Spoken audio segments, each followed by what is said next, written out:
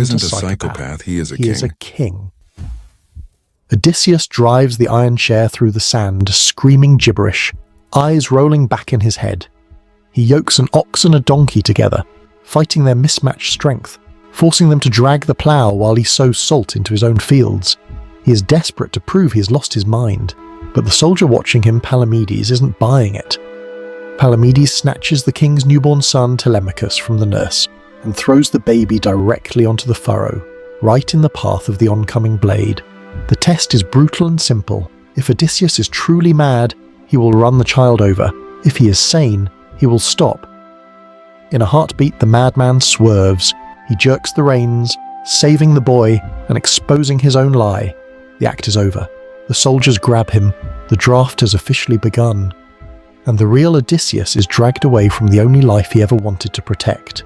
Before diving into these forgotten stories of survival and suffering, if you enjoy learning about the hidden truths of history, consider hitting that like button and subscribing for more content like this.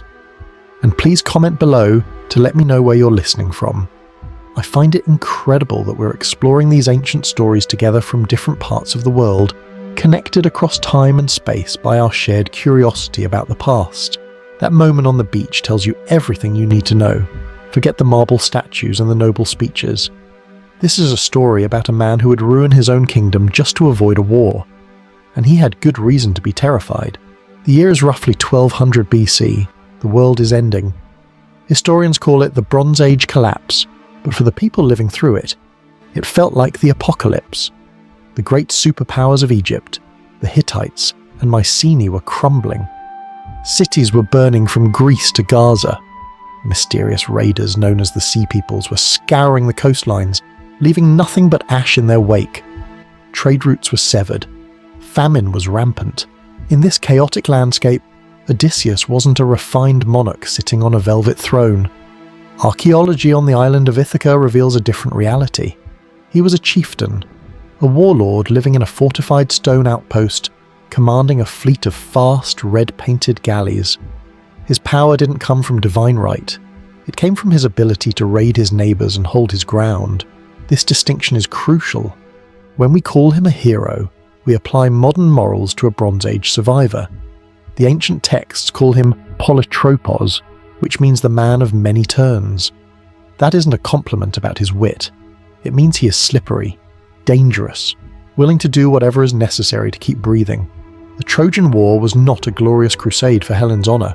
It was a massive predatory raid, a coalition of desperate Mycenaean warlords banding together to sack a wealthy rival before their own societies collapsed at home. Odysseus knew that leaving his island undefended in such a violent era was a death sentence for his dynasty.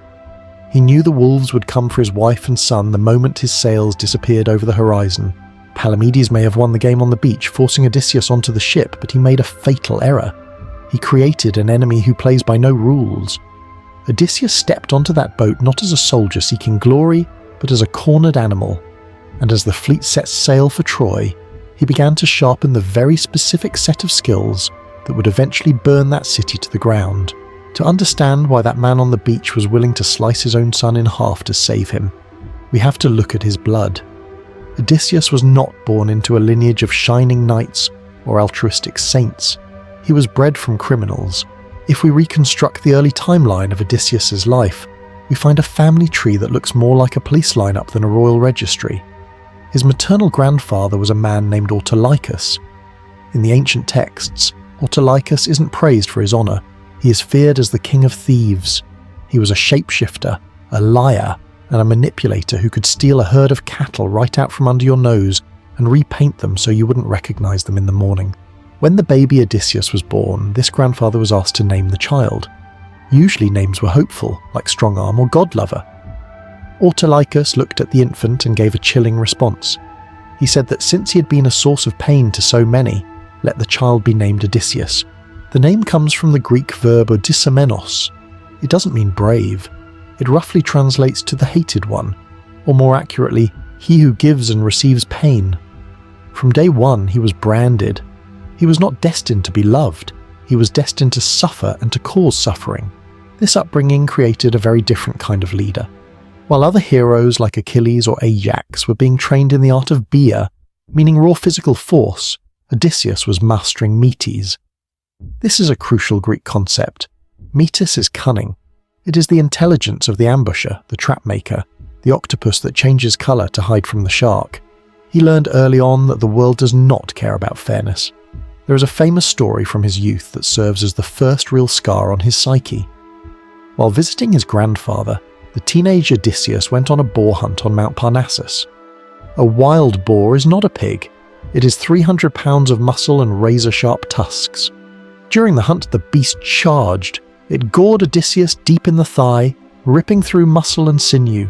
He killed the animal, but the wound nearly ended him. That scar on his leg never fully healed.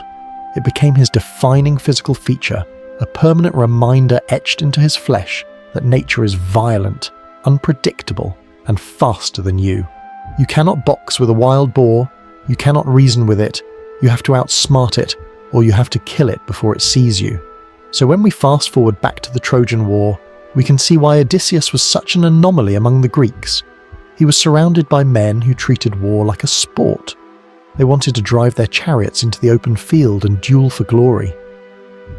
Odysseus looked at the walls of Troy and saw a mathematical problem. He didn't care about glory. He cared about efficiency. He knew that a fair fight is a stupid fight. This philosophy terrified his enemies, but it also unsettled his allies. The Greeks needed his brain, but they despised his methods. He was the man you called when you needed a dirty job done in the dark. And the first person to learn this lesson the hard way was Palamedes, the clever soldier who had thrown baby Telemachus in front of the plough. Odysseus never forgave him. For years he waited, nursing that grudge, watching Palamedes rise in the ranks, and then he struck. Not with a sword, but with a lie. Odysseus forged a letter from the Trojan king Priam, planted gold in Palamedes' tent, and framed his own comrade for treason. The Greeks, easily manipulated, stoned Palamedes to death. Odysseus watched the execution of the man who had forced him into the war. He didn't lift a finger to save him. He had essentially murdered a fellow officer to settle a personal score. The transformation was complete. The son of pain had arrived at Troy, and he was just getting started. If you look at the timeline of the Trojan War, the fighting didn't last for a few weeks. It dragged on for 10 grinding years, and for 9 of those years, almost nothing happened. We need to shatter the Hollywood image of constant adrenaline-fueled duels. The reality of historical Troy was a decade of stalemate. It was a siege, not a sprint.